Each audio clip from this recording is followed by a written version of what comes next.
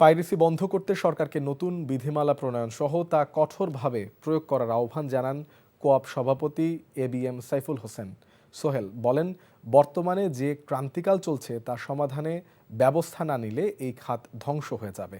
বৃহস্পতিবার বিকেলে রাজধানীর আন্তর্জাতিক বসুন্ধরা কনভেনশন সেন্টারে কেবল অপারেটর্স অ্যাসোসিয়েশন অব বাংলাদেশ কোয়াব আয়োজনে আইসিসিবি এক্সপো 2025-এর উদ্বোধনকালে এসব কথা বলেন তিনি। এ সময় বাংলাদেশ স্যাটেলাইট কোম্পানির ব্যবস্থাপনা পরিচালক ডক্টর মোহাম্মদ ইমাদুর রহমান বলেন, মিডিয়া ইন্ডাস্ট্রিকে টেকসই করতে হলে এই খাতকে আর্থিকভাবে সচ্ছল করতে হবে। সকল স্টেক হোল্ডার ঐক্যবদ্ধভাবে পদক্ষেপ নিলে এই খাতের উন্নয়ন করা সম্ভব।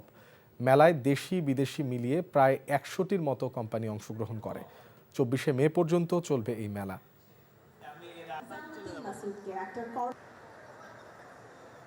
জন্য তাদের প্রতি রয়েছে।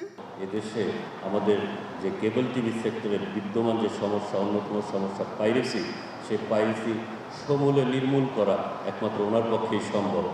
আমরা চাই উনি একটি জোরালো পদক্ষেপ নেবেন, যেহেতু রাষ্ট্রীয় একটি প্রতিষ্ঠান, একই সাথে বিটিআরসির সাথে সংশ্লিষ্ট কেবল অপারেটর এবং টেলিভিশন চ্যানেল, আমরা যুগপৎ কাজ করব। সেই সাথে স্যাটেলাইট কোম্পানি আমাদেরকে সহযোগিতা করবেন। একটা জিনিস খুব ইম্পর্টেন্ট, সেটা হচ্ছে যে যদি আমাদেরকে একটা ভাইব্রান্ট মিডিয়া ইন্ডাস্ট্রিকে এস্টাবলিশ করতে হয়, তাহলে এই ইন্ডাস্ট্রির ফাইন্যান্সিয়াল সাস্টেনেবিলিটির দিকে তাকাইতে হবে।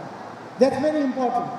এবং এটার জন্য প্রয়োজনে যেসব পলিসি চেঞ্জেস দরকার, যেসব স্ট্র্যাটেজিক চেঞ্জের দরকার, সেটাকে করতে হবে।